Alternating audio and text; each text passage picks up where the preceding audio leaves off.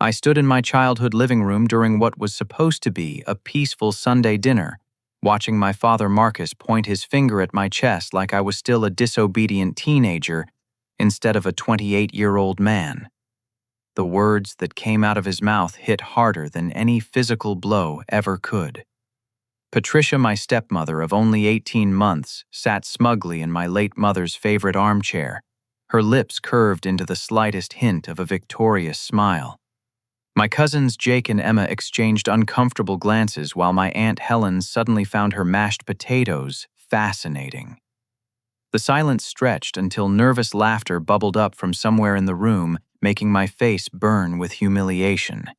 But instead of exploding or defending myself like everyone expected, I simply looked my father straight in the eye and said one word that seemed to surprise even myself. The word that slipped from my lips was simply, "All right." Not the angry outburst everyone anticipated, not the heated argument that had become our routine whenever Patricia was involved. Just quiet acceptance that seemed to deflate the tension in the room while simultaneously making it more uncomfortable. But to understand how we reached this breaking point, I need to take you back to where this nightmare really began. My mother Sarah had been gone for 3 years, taken by cancer that ravaged her body, but never touched her spirit. She left behind more than just memories and a broken family. Mom was a collector, someone who appreciated beautiful things and understood their value. Her vintage jewelry collection alone was worth over $60,000 pieces she had carefully acquired over 2 decades of marriage to my father.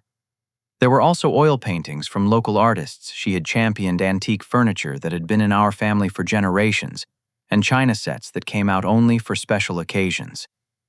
Every item had a story, a memory attached that made it precious beyond its monetary worth. When Mom died, she left specific instructions in her will about certain pieces. The pearl necklace that belonged to her grandmother was supposed to come to me for my future wife. The diamond bracelet she wore on her wedding day was meant for any daughter I might have. Patricia entered our lives like a breath of fresh air during the darkest period of Dad's grief. She was attentive, caring, and seemed genuinely interested in helping him heal. I actually supported their relationship initially, believing Dad deserved companionship after losing the love of his life. Patricia was 42, attractive in a carefully maintained way, with auburn hair that was always perfectly styled, and a wardrobe that suggested she had good taste and sufficient means to indulge it. The changes started small. Patricia would suggest rearranging furniture to create better energy flow in the house. She convinced Dad that keeping too many of Mom's things around was preventing him from moving forward in his grief journey. Slowly, systematically, items began disappearing. When I asked about Mom's jewelry box that used to sit on the bedroom dresser, Patricia explained that she had moved it somewhere safe, to preserve the pieces for special occasions. I trusted her. I trusted Dad's judgment in choosing her. I convinced myself that having someone take care of the house and organize things was better than letting everything collect dust while Dad struggled with his loss. Patricia seemed to understand the importance of preserving Mom's memory while helping create new traditions for their marriage. The first real warning sign came 6 months after their wedding. I stopped by the house unexpectedly on a Tuesday afternoon and found Patricia in Dad's study photographing Mom's pearl necklace with professional lighting equipment. She claimed she was creating a family inventory for insurance purposes, but something about her startled reaction when I walked in felt wrong. The way she quickly shut the laptop screen and fumbled to put the necklace away triggered an instinct I should have listened to more carefully. Over the following months, I began noticing gaps. The small oil painting that hung in the hallway was gone, replaced by a generic print from a department store. Mom's collection of vintage brooches no longer filled the wooden display case in the living room. When I asked Patricia about these items, she always had reasonable explanations. The painting was being reframed as a surprise for Dad's birthday. The brooches were safely stored away because the display case was attracting too much dust. But then I started paying closer attention. I began taking pictures during my visits, documenting what remained of Mom's belongings. I kept a notebook where I recorded conversations with Patricia about missing items. What I discovered made my stomach turn. In 3 months, over 15 significant pieces had vanished from the house. Conservative estimates put their combined value at nearly $20,000. The confrontation that led to today's humiliation began 2 weeks ago when I arrived for Sunday dinner and saw Patricia wearing Mom's engagement ring. Not her wedding ring, which Dad had given to Patricia during their ceremony, but Mom's original engagement ring with the distinctive emerald-cut diamond that Dad had saved for months to buy when he was 25 years old. When I asked Patricia about the ring, she smiled sweetly and explained that Marcus had given it to her as a symbol of blending their love stories. But I remembered Dad telling me years ago that he planned to reset that diamond into a new piece of jewelry that he could give to my future wife when I got engaged. Mom had specifically requested this in one of our last conversations before she died. I couldn't stay silent anymore. I asked Patricia directly what had happened to the other missing items. Her demeanor changed instantly from sweet to defensive. She accused me of being possessive about material things and suggested that my inability to let go of Mom's belongings was preventing the family from healing. Dad walked into the room during this exchange and immediately took Patricia's side without asking for my perspective. He accused me of disrespecting his wife and questioned why I couldn't be happy that he had found love again. The argument escalated quickly, with Patricia adding fuel by claiming I had been hostile and unwelcoming since their marriage. What hurt most was Dad's willingness to believe her version of events without question.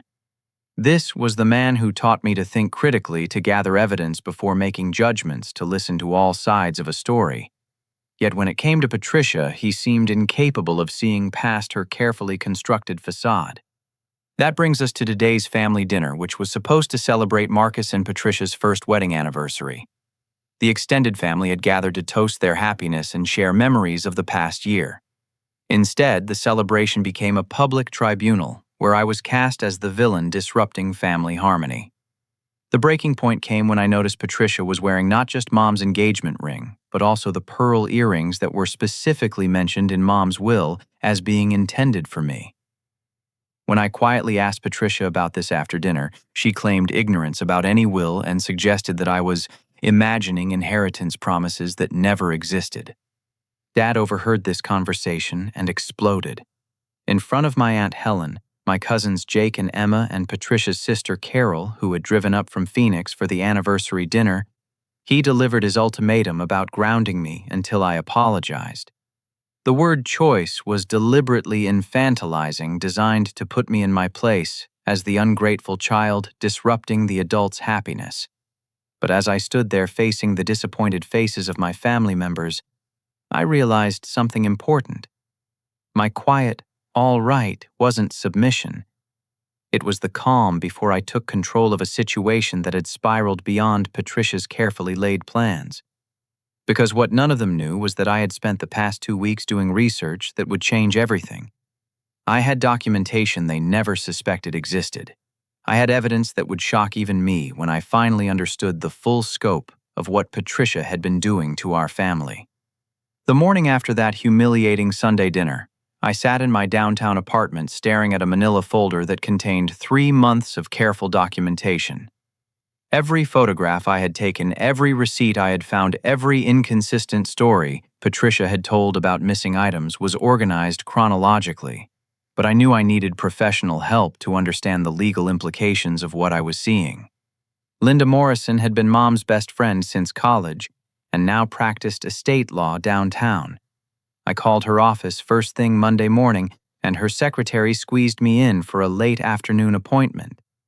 Linda greeted me with the same warm smile I remembered from childhood, but her expression grew serious as I spread my evidence across her conference table. "Devin, I'm glad you came to me with this," Linda said, examining the photographs of missing jewelry. "But I need to tell you something that might shock you. Patricia has been to my office." My blood ran cold. When? Why? About 6 weeks ago. She scheduled a consultation claiming she needed advice about updating family documents after her marriage to your father. She asked very specific questions about inheritance laws asset transfers, and what happens to a deceased spouse's belongings when the surviving spouse remarries. Linda pulled out her consultation notes. She wanted to know if a new spouse could legally claim ownership of items that belonged to the deceased wife, especially if there was no clear paper trail proving specific bequests. She also asked about the statute of limitations for contesting inheritance decisions. The implication hit me immediately. Patricia wasn't just stealing random items, she was researching how to make her theft legally defensible. Did she mention my mother's will specifically? That's where this gets interesting, Linda continued. She claimed your father told her that your mother never had a formal will drawn up and that everything automatically became his property to dispose of as he saw fit. She wanted to know if verbal promises about inheritance could be legally enforced. I felt like someone had punched me in the stomach. But Mom did have a will. You helped her write it 2 years before she died. Linda nodded grimly. Not only did your mother have a will, but I have copies of every document in my files. She was very specific about certain items going to you, including that pearl necklace you mentioned and several pieces of jewelry that held special family significance. She pulled out a thick file labeled Sarah Carpenter Estate. Your mother updated her will 6 months before she passed away. She wanted to make absolutely certain that family heirlooms would be preserved and passed down according to her wishes. She even included photographs of specific pieces and detailed descriptions to prevent any confusion. As Linda spread the will documents across the table, I realized the magnitude of Patricia's deception. So, if Dad remarried, these specific bequests would still be legally binding. Absolutely. Your mother's personal property that was specifically designated for you doesn't automatically become community property in a new marriage. The problem is if the original will has disappeared, and your father claims ignorance about its contents, proving these bequests becomes much more complicated. Linda helped me request certified copies of Mom's will from the courthouse where the original was filed. While we waited for the copies, she made some phone calls to contacts in the legal community. What she discovered made the situation even more disturbing. Devin, there's something else you need to know. Patricia filed paperwork with the county 3 months ago, attempting to claim legal ownership of personal property that belonged to your mother. She submitted documents claiming your father had gifted these items to her as wedding presents. Linda showed me copies of the filed documents. Patricia's signature was neat and confident, but Dad's signature looked shaky and uncertain. Did my father actually sign these papers? That's what we need to determine. But look at this. Linda pointed to the date on the documents. These were filed while your father was in the hospital for that minor surgery he had in March. Do you remember his condition during that time? I remembered that week clearly. Dad had been groggy from pain medication and barely coherent for several days after the procedure. He was completely out of it. Patricia was handling all his affairs because he couldn't even remember what day it was. Which means she had access to his signature and could have easily forged these documents while he was incapacitated. This level of planning suggests Patricia's theft is far more sophisticated than opportunistic shoplifting. Linda's investigation revealed another disturbing pattern. Patricia had been making inquiries about inheritance laws in 3 different counties, suggesting she had done this research before targeting my father. She had also contacted 2 other estate attorneys asking hypothetical questions about widows' rights and property transfer laws. But the most shocking discovery came when Linda ran a background check using Patricia's maiden name, Collins. Devin, your stepmother, has been married twice before, both times to recent widowers.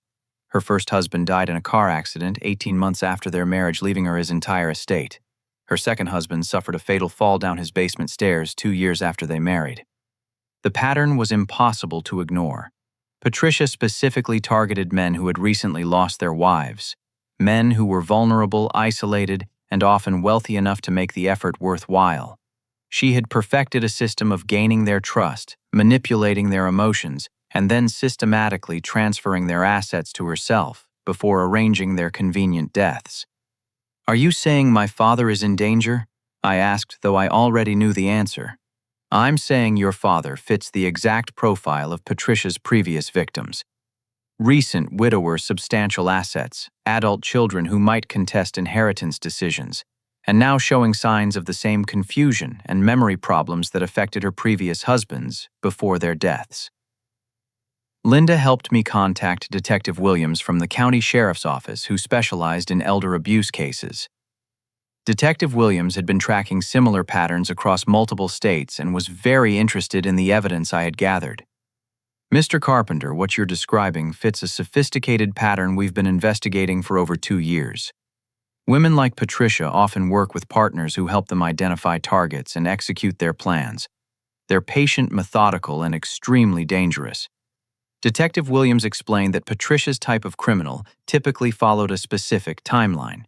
They spend the first year establishing trust and legal access to their victims' assets. The second year involves systematic theft and property transfer. By the third year, they arrange the victim's death to claim life insurance and remaining inheritance. Since Dad and Patricia had been married for 18 months, we were approaching the most dangerous phase of her plan. What can we do to protect my father? We need evidence of criminal activity that will hold up in court. What you've documented is excellent, but we need to catch her in the act of forgery theft or attempted harm. That means we need your father's cooperation. But approaching Dad directly seemed impossible. His personality had changed dramatically since marrying Patricia. The man who used to value my opinions and include me in important decisions now treated me like an interfering child.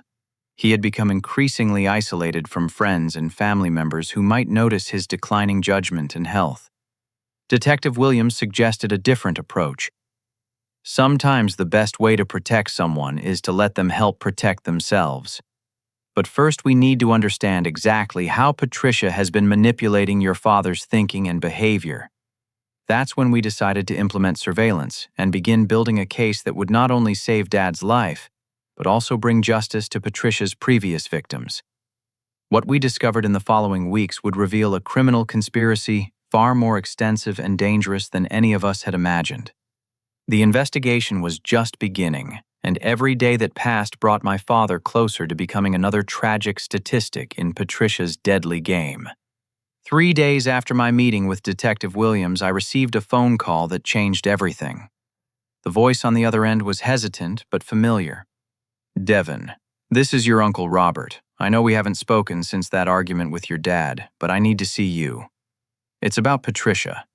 Uncle Robert had been Dad's business partner for over 15 years, until they had a falling out about investment strategies 2 years ago. The disagreement had been bitter enough that Robert stopped attending family gatherings, and Dad had bought out his share of their construction company. I agreed to meet Robert at a coffee shop downtown, curious about what could motivate him to break their estrangement. Robert looked older than I remembered, with worry lines creasing his forehead and gray stubble suggesting he hadn't been sleeping well. He ordered black coffee and got straight to the point. "I hired a private investigator to look into Patricia 6 months ago," he said quietly. "What I found scared me enough that I've been staying away to protect my own family, but I can't let Marcus become her next victim." He pulled out a thick folder containing professional surveillance reports, medical records, and financial documents. "Patricia has been slowly poisoning your father, Devin. Not enough to kill him quickly, but enough to cause memory loss, confusion, and dependency." The investigator, a woman named Janet Cruz, had documented Patricia's visits to multiple pharmacies using fake prescriptions to obtain medications that could cause cognitive impairment when administered in small doses over time. She had also captured photographs of Patricia researching natural-looking poisoning methods and inheritance acceleration techniques on her laptop at the local library. "Look at these medical records," Robert continued, spreading papers across the table. "Marcus has been seeing doctors for memory problems, confusion, and early dementia symptoms that started exactly 3 weeks after his honeymoon with Patricia." The timeline was devastating. Dad's personality changes his increasing hostility toward family members, his inability to make rational decisions about Patricia's behavior. All of it correlated with the gradual poisoning that had been affecting his brain chemistry for over a year. "Why didn't you tell me about this sooner?" I asked, struggling to process the magnitude of Patricia's cruelty. because Patricia made it clear that anyone who interfered with her marriage might experience unfortunate accidents. She knows I've been investigating her, and she's been watching my family. My wife Susan has been followed to work twice, and someone broke into our house while we were on vacation last month. Nothing was stolen, but the message was clear. Robert explained that Patricia's criminal network was more sophisticated than we had realized. She worked with at least two partners, a man named Carl, who helped identify potential victims through obituary records and social media profiles, and a woman named Beth who specialized in forging documents and creating false identities. Patricia isn't even her real name, Robert revealed. She's actually Margaret Hollis, wanted in California, Nevada, and Arizona for elder abuse fraud and suspected murder. The FBI has been tracking her for 3 years, but she's been staying ahead of investigations by changing identities and moving frequently. The investigator had also discovered that Patricia had taken out 3 life insurance policies on Dad totaling over $2 million. The applications were filed during his post-surgery recovery when he was heavily medicated and signing documents without reading them carefully. She's planning to kill him, Devon. Based on her previous pattern, it will happen within the next month, and it will look like an accident related to his dementia. The insurance policies don't have suicide clauses after 18 months, which means she can claim the full amount regardless of how he dies. Robert showed me security footage from a pharmacy where Patricia was caught using a fake prescription to obtain Donepezil, a medication typically used to treat Alzheimer's disease, but which can cause severe cognitive impairment when given to healthy individuals in wrong doses. The worst part is that Marcus isn't actually developing dementia. His symptoms are entirely caused by the medications Patricia has been slipping into his food and drinks. If we can stop the poisoning and get the drugs out of his system, he should return to normal cognitive function within a few weeks. But Robert's investigation had also revealed Patricia's contingency plans. She knew that family members might become suspicious, so she had been recording private conversations to gather blackmail material on anyone who might threaten her operation. She has recordings of me discussing business practices that could be misinterpreted as tax evasion. She knows about your cousin Jake's gambling debts and your Aunt Helen's problems with prescription medication. Patricia uses this information to ensure everyone stays quiet about her behavior. The surveillance recordings had captured Patricia discussing her timeline with her partner Carl. Dad's accident was scheduled for the following week during a church function that would provide Patricia with a perfect alibi. She planned to have Dad fall down the stairs while she was publicly visible at a social event 30 minutes away. We have to act fast, Robert insisted. But we need to be smart about this. Patricia is dangerous and she has contingency plans if she feels threatened. We need to catch her in the act while protecting Marcus and gathering evidence that will ensure she never hurts another family. Robert had already contacted Detective Williams and shared his investigators' findings with the FBI task force tracking Patricia's criminal network. But they needed more evidence to make arrests that would stick in court, especially since Patricia had been careful to avoid leaving direct fingerprints on her crimes. That's where you come in, Devon. Patricia believes she's successfully driven you away from the family. If you can convince her that you've given up and accepted defeat, she might become careless and reveal information we can use to stop her. The plan Robert outlined was risky, but potentially brilliant. I would publicly apologize to Patricia, claim to have learned my lesson about respecting Dad's marriage, and announce that I was moving away to start fresh somewhere else. This would make Patricia feel secure enough to accelerate her final plan while giving us the opportunity to document her criminal activity. It means letting your father believe you've abandoned him, at least temporarily. Can you handle that level of deception? Looking at the evidence spread across the table, knowing that Dad's life depended on our ability to outsmart a calculating killer, I knew there was only one answer. What do you need me to do? Robert smiled for the first time since we had started talking. We're going to save your father's life and put Patricia away forever. But first you need to give the performance of your lifetime. The plan Robert and I developed required me to become someone I had never been: a convincing liar, willing to sacrifice my reputation to save my father's life. Over the next week, we worked with Detective Williams and FBI agent Sarah Chen to create a strategy that would expose Patricia's criminal network while protecting Dad from immediate harm. The first step was the most personally difficult. I had to call Dad and ask for a private meeting where I would publicly apologize to Patricia in front of the family. I explained that I had been thinking about our argument and realized I was wrong to question Patricia's decisions about Mom's belongings. Dad was surprisingly receptive to my request for reconciliation, which broke my heart because I knew his eagerness to forgive was partly caused by the medication affecting his judgment. We arranged for me to come to Sunday dinner the following week, where I would make a formal apology and announcement about my future plans. Meanwhile, Robert's investigator continued documenting Patricia's activities. We discovered that she had been testing various methods for staging Dad's accident, including loosening the stair railing in their house and researching the exact amount of medication needed to cause confusion without triggering obvious overdose symptoms. Agent Chen revealed that Patricia was part of a larger criminal organization that had victimized at least 12 families across 7 states. The network included identity forgers, insurance fraud specialists, and even a corrupt doctor who provided false medical documentation to support claims about victims' declining health. Margaret Hollis is one of the most successful Black Widow killers we've tracked, Agent Chen explained. She's intelligent, patient, and extremely careful about evidence.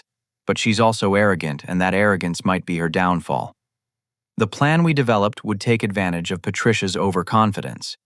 By convincing her that she had successfully eliminated all family opposition, we hoped she would become careless enough to incriminate herself while we recorded her conversations and activities. During my fake reconciliation dinner, I delivered an Academy Award-worthy performance. I apologized to Patricia for questioning her decisions, admitted that I had been struggling with losing Mom and taking my grief out on her unfairly, and announced that I had accepted a job transfer to Seattle that would allow me to start fresh away from painful family memories. Patricia's reaction was perfectly calculated sympathy mixed with triumphant satisfaction. She graciously accepted my apology, expressed understanding about my grief process, and even offered to help me pack my belongings. Dad was visibly relieved that his family was coming together, which made my deception even more painful. But the performance worked. Patricia believed she had successfully driven away the biggest threat to her plan, and she began accelerating her timeline. Unknown to her, Robert had installed sophisticated surveillance equipment throughout Dad's house during a time when Patricia was visiting her sister, Carol, in Phoenix. The recordings we captured over the following week were more damning than we had expected. Patricia made several phone calls to her partner Carl discussing the final details of Dad's accident. She practiced her grieving widow performance in front of the bathroom mirror. Most shockingly, she recorded a fake suicide note supposedly written by Dad explaining that his guilt over betraying Mom's memory by remarrying had become unbearable. Patricia had also been increasing the dosage of medication in Dad's food, making him increasingly confused and unsteady on his feet. She documented his symptoms in a journal she planned to show authorities as evidence of his deteriorating mental state before the accident. But we also discovered that Patricia had been recording our family conversations for months, gathering blackmail material to ensure silence from anyone who might question her story after Dad's death. She had hours of audio featuring embarrassing personal secrets, financial indiscretions, and compromising statements from various family members. Agent Chen helped us turn this surveillance against Patricia. If she's been recording everyone else, she's also been recording herself discussing her crimes. We need to access those recordings and use them as evidence. Working with a court order, we gained access to Patricia's hidden recording devices and cloud storage accounts. What we found was a treasure trove of incriminating evidence spanning her entire criminal career. She had documented her previous murders, her methods for targeting victims, and detailed conversations with her criminal partners. The recordings revealed that Patricia's real target wasn't just Dad's money and life insurance. She planned to claim ownership of the entire family construction business by convincing Dad to sign ownership transfer documents during his confused state. The business was worth over $3 million, making it her biggest potential score. But Patricia had also made a crucial mistake. She had been so confident in her plan that she recorded detailed conversations about her previous crimes, including the murders of her former husbands. These recordings provided evidence that connected her to cold cases in multiple states. As we prepared for the final phase of our operation, I struggled with the emotional cost of maintaining my deception. Dad had called me several times, expressing how proud he was that I had matured and learned to put family harmony above personal grievances. Each conversation felt like a knife in my chest. Robert reminded me that our short-term deception would save Dad's life and bring justice to Patricia's previous victims. Your father will understand when this is over. Right now, keeping him alive is more important than keeping his approval. The surveillance equipment captured Patricia scheduling Dad's accident for Thursday evening, when she would have an alibi attending a church women's group meeting. She planned to increase his medication enough to make him severely disoriented, then push him down the stairs when he got up to use the bathroom during the night. Agent Chen coordinated with local police to ensure they would be ready to respond immediately when Patricia attempted the murder. We'll have officers positioned around the house, but we need to catch her in the act to make charges stick. This means allowing her to begin the assault before we intervene. The risk was enormous. If our timing was off by even a few minutes, Dad could be seriously injured or killed. But it was the only way to gather evidence that would convict Patricia and dismantle her entire criminal network. Thursday morning arrived gray and cold, matching my mood as I prepared for what could be either Dad's salvation or his death. Everything depended on our ability to outmaneuver one of the most dangerous criminals Agent Chen had ever pursued. Thursday morning felt like the longest day of my life. I sat in a surveillance van 2 blocks from Dad's house, watching live video feeds from the cameras Robert had installed while trying to control my anxiety about the risks we were taking.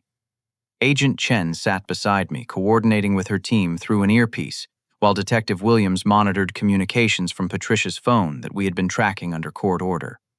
At 8 in the morning, Patricia began her final preparations. The cameras captured her crushing extra medication into Dad's coffee and adding it to his oatmeal.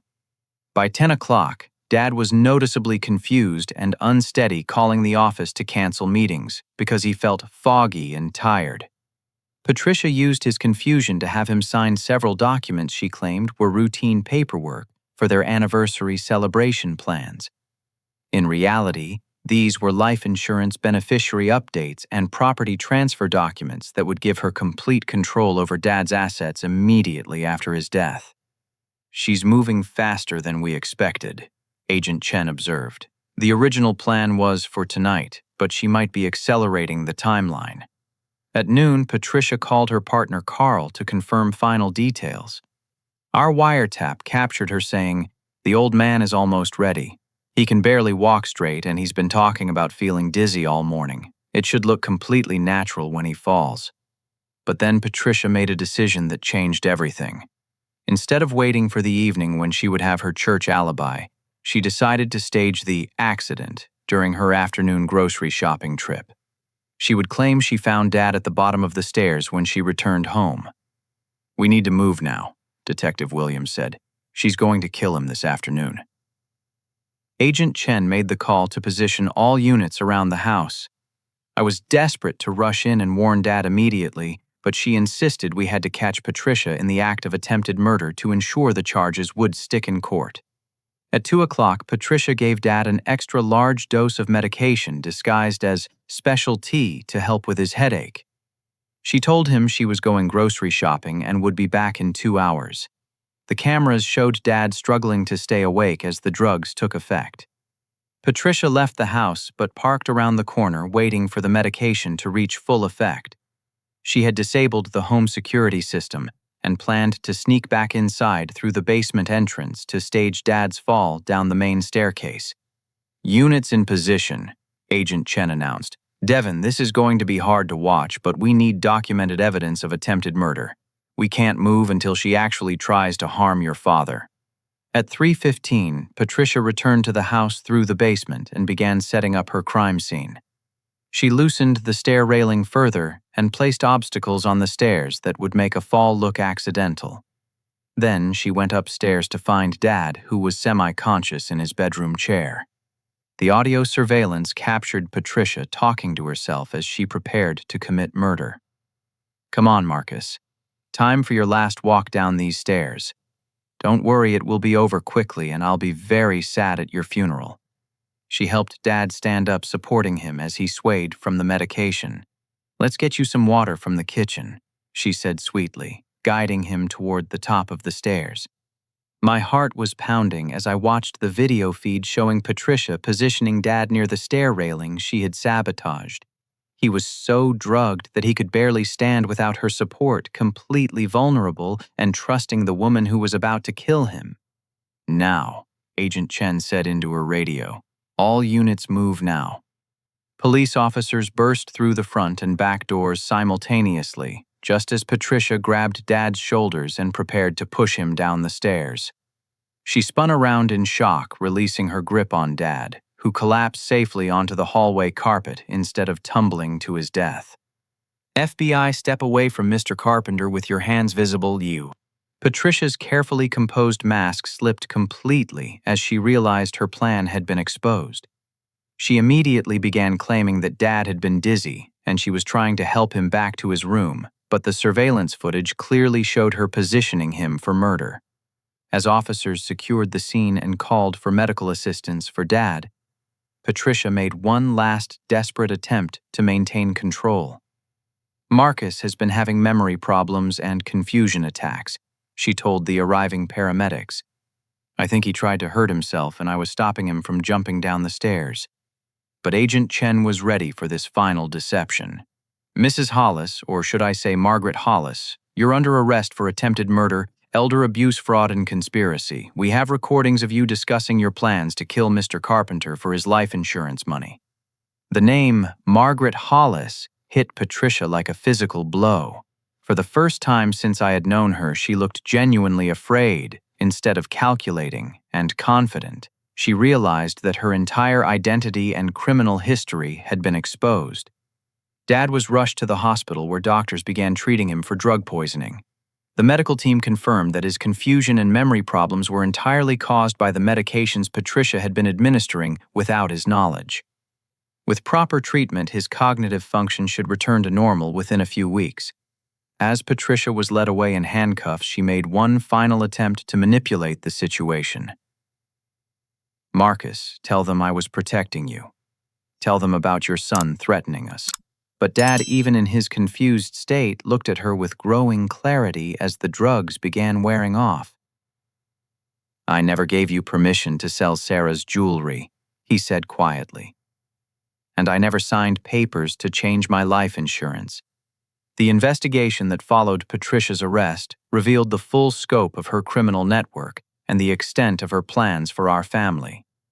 Agent Chen estimated that our intervention had prevented not only Dad's murder, but also the potential victimization of several other widowed men Patricia had been researching as future targets. But the most shocking revelation was still to come. As we learned more about Patricia's methods and her criminal partners, we discovered that her surveillance of our family had captured evidence of crimes and conspiracies far beyond her own activities. The hospital room felt surreal as I sat beside Dad's bed, watching him slowly regain clarity as the medications Patricia had been giving him were flushed from his system. His doctor, Dr. Martinez, explained that the cognitive effects should be completely reversible, but it would take several days for Dad to fully understand everything that had happened.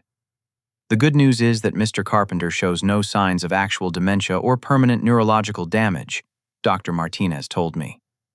The confusion, memory loss, and personality changes were entirely caused by the pharmaceutical cocktail he was unknowingly consuming. It's actually remarkable that he survived as long as he did without more serious complications. Agent Chen visited the hospital the next morning with updates about Patricia's arrest and the expanding investigation. "Margaret Hollis is facing charges in 7 states now, and we expect more as other jurisdictions review cold cases involving suspicious deaths of elderly men. Your evidence helped us break up an entire criminal network." But then Agent Chen delivered news that stunned everyone in the room, including Dad, who was finally alert enough to understand the conversation.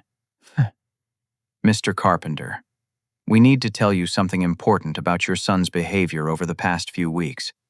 She explained that my apparent abandonment of the family and my decision to move to Seattle had been part of an elaborate plan to protect him. Devin never actually took a job in Seattle. He's been working with law enforcement to save your life and expose Patricia's crimes. Dad stared at me with a mixture of confusion, gratitude, and shame. You knew she was trying to kill me. I suspected she was stealing from us, but I didn't realize how dangerous she was until Uncle Robert contacted me with evidence about the poisoning and her previous murders. I explained. We had to make her believe I had given up, so she would become careless enough to incriminate herself.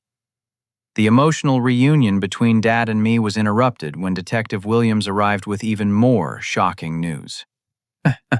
Devin, we've been analyzing the recordings Patricia made of your family conversations. She wasn't just gathering blackmail material, she was also documenting evidence of her partner's other criminal activities. It turned out that Patricia's partner Carl had been running additional scams targeting elderly victims in nursing homes and assisted living facilities. Her partner Beth had been creating false identities for illegal immigrants and selling forged documents to people trying to hide criminal backgrounds. Patricia's surveillance system captured conversations where Carl and Beth discussed murders, frauds, and identity theft operations spanning over a decade. Your family's ordeal has helped us solve over 20 cold cases and identify dozens of additional victims.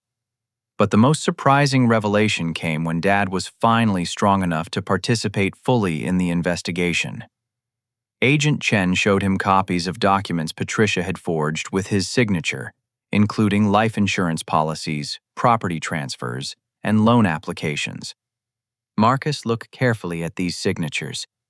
Do any of them look familiar to you? Dad studied the papers with growing amazement. These aren't even close to my actual signature. Patricia must have been practicing, but she never quite got it right. Then he paused, looking confused. But wait, I do remember signing some papers. She told me they were anniversary celebration planning documents. Agent Chen explained that Patricia had used a combination of forged signatures and documents Dad had signed while heavily medicated. She was careful to have you sign legitimate-looking papers when you were too confused to read them carefully, then she would alter them later or substitute completely different documents. The investigation revealed that Patricia had been planning to fake Dad's signature on a new will that would leave everything to her, claiming that his dementia had made him forget his previous promises to me. She had already drafted the fake will and was planning to have it witnessed by her criminal partners after Dad's death.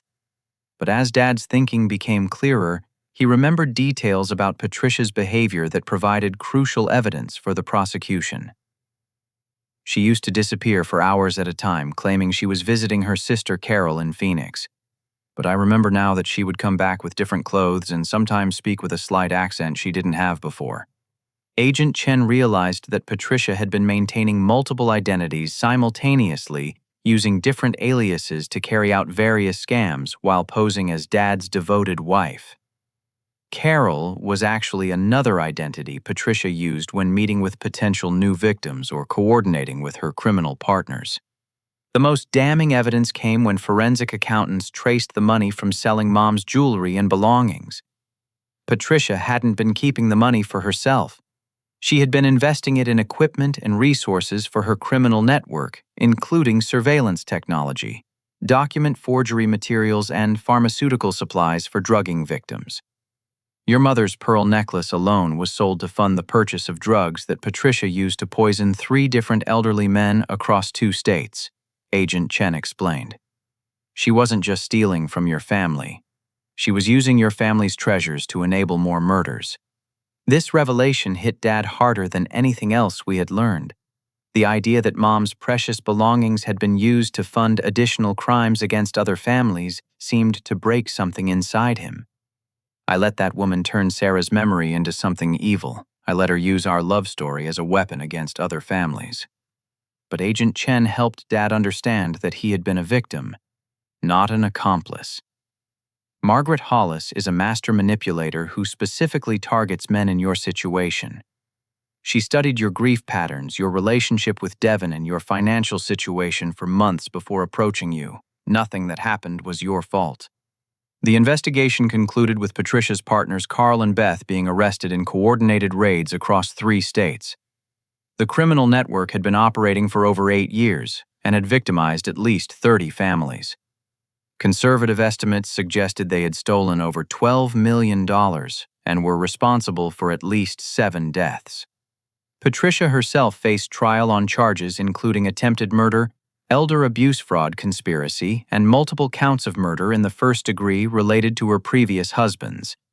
The evidence was so overwhelming that she eventually accepted a plea deal to avoid the death penalty, receiving life in prison without possibility of parole. But beyond the legal resolution, the most important outcome was Dad's gradual return to his normal personality and our rebuilt relationship. As the medications left his system, he became the thoughtful, caring father I remembered from before Mom's death. 6 months after Patricia's arrest, I sat in the conference room of the newly established Sarah Carpenter Foundation for Elder Protection, looking at applications from families seeking help with suspected abuse cases.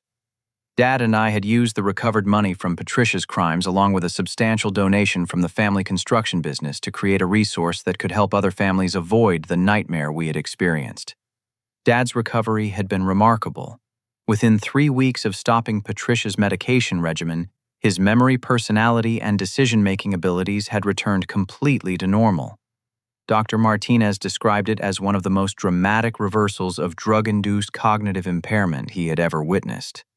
"It's like watching someone come back from the dead," Dad told me during one of our weekly foundation planning meetings. I remember being confused and angry all the time, but I couldn't understand why. I thought I was developing dementia like my father did, and that terrified me into trusting Patricia even more. The legal proceedings had concluded with justice for Patricia's many victims. Agent Chen kept us updated as additional charges were filed in multiple states. The final count included 7 murders, attempted murder, elder abuse fraud, conspiracy identity theft, and numerous financial crimes spanning over a decade. Margaret Hollis will never hurt another family, Agent Chen assured us during our final meeting. But more importantly, the network she was part of has been completely dismantled. We've recovered over $3 million in stolen assets that can be returned to victim families. The Foundation's first major project involved creating educational materials to help adult children recognize signs of elder abuse and financial manipulation. We worked with law enforcement agencies to develop training programs for social workers, healthcare providers, and legal professionals who work with elderly clients. But the most meaningful work involved direct family counseling. We had helped 12 families navigate similar situations where elderly parents had been targeted by predatory romantic partners or caregivers. Each case was unique, but the patterns of manipulation and isolation were remarkably consistent. One case particularly reminded me of our own experience. A 70-year-old widow named Grace had married a man named Thomas, who immediately began isolating her from her adult children and systematically transferring her assets to his control. Grace's daughter, Michelle, contacted our foundation after finding forged documents and missing family heirlooms. Working with local law enforcement, we helped Michelle gather evidence and coordinate an intervention that saved Grace from what appeared to be a planned accident, similar to what Patricia had intended for Dad. Thomas turned out to be using a false identity and was wanted in 2 other states for elder fraud. "You saved my mother's life," Michelle told us after Thomas was arrested. "But more than that, you gave me hope that families can fight back against these predators and win." The foundation also worked with Uncle Robert to establish new business practices that would protect elderly entrepreneurs from partnership fraud and financial manipulation. Robert had rejoined Dad as a partner in the construction company, and their relationship had been fully restored. Robert's investigative skills had been crucial not only in saving Dad's life, but also in helping law enforcement track Patricia's broader criminal network. He now volunteered his time helping other families conduct background checks on suspicious romantic partners or caregivers.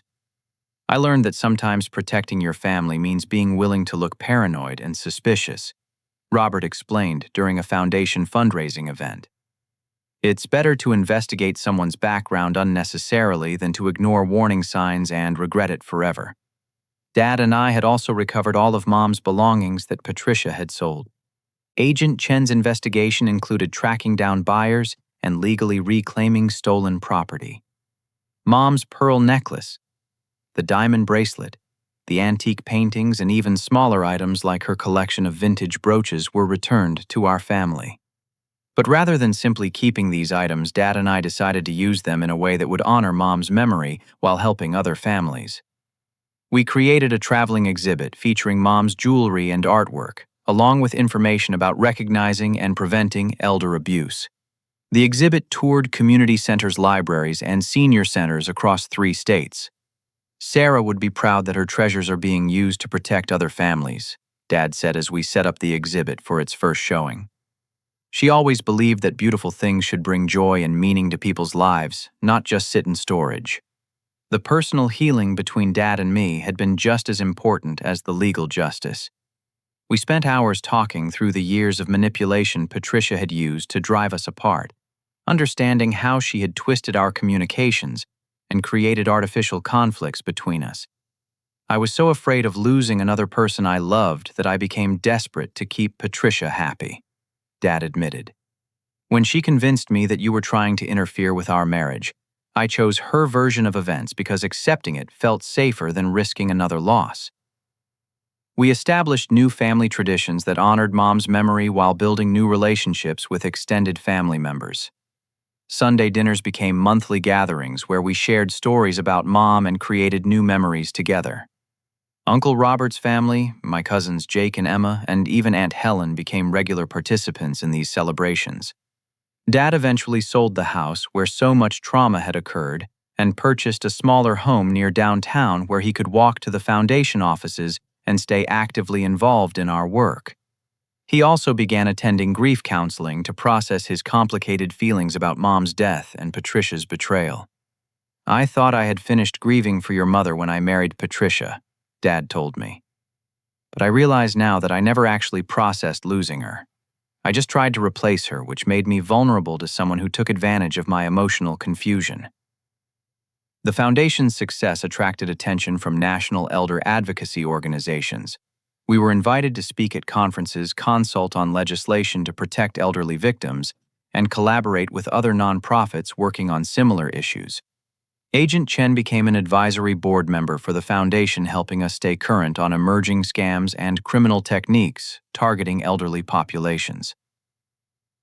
Elder abuse is one of the fastest-growing crimes in America, she explained during one of our board meetings.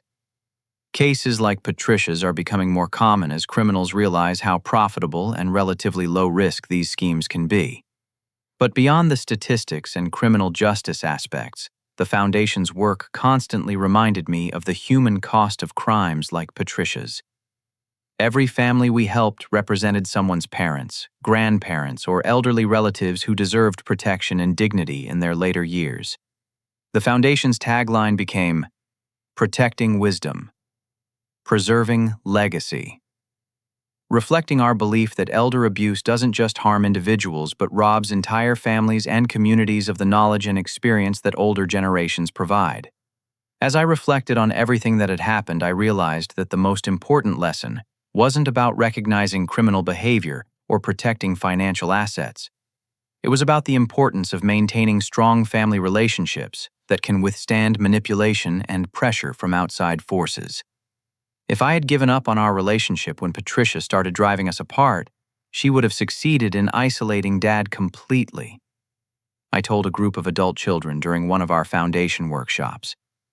Sometimes protecting someone you love means being willing to endure their anger and misunderstanding while you work to help them. The story of our family's ordeal had a happy ending because we never stopped caring about each other, even when Patricia's manipulation made communication difficult.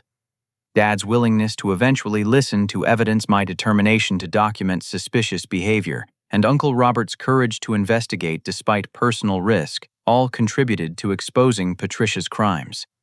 But most importantly, we learned that families are strongest when they face problems together, rather than allowing external pressures to divide them. Patricia's greatest weapon was her ability to isolate victims from their support systems. When families stay connected and communicate openly, criminals like Patricia find it much harder to succeed. 3 years after Patricia's arrest, the foundation had helped over 200 families protect elderly relatives from various forms of abuse and fraud. Dad and I continued working together on cases, and our relationship had become stronger than it had ever been even before Mom's death. Your mother would be amazed to see how something so terrible turned into something that helps so many people, Dad said as we prepared for the foundation's annual fundraising gala. She always believed that love was stronger than evil, and I think she was right. Looking back on the most difficult period of our lives, I felt grateful that we had found the courage to fight for our family and seek justice for Patricia's victims. The experience taught me that sometimes the people we love most need protection from dangers they can't recognize themselves, and that providing that protection requires patience, wisdom, and unwavering commitment to their well-being. If you've ever dealt with a situation where someone you love was being manipulated or abused by a romantic partner or caregiver, I'd love to hear your story in the comments below. How did you handle the challenge of protecting someone while maintaining your relationship with them? What warning signs do you think families should watch for when elderly relatives begin new relationships? Please like this video. If our story helped you understand more about elder abuse and the importance of family communication during difficult times, subscribe to see more stories about families overcoming challenges and finding justice together. And share this video with anyone who might benefit from learning about the warning signs of elder abuse and financial manipulation. Thank you for taking the time to learn about our family's journey from betrayal and manipulation to healing and justice. I hope our experience helps other families recognize dangers before they become tragedies. And remember that love and determination can overcome even the most sophisticated criminal schemes. Stay safe, stay connected with your loved ones, and never be afraid to ask hard questions when something doesn't feel right about the people in their lives.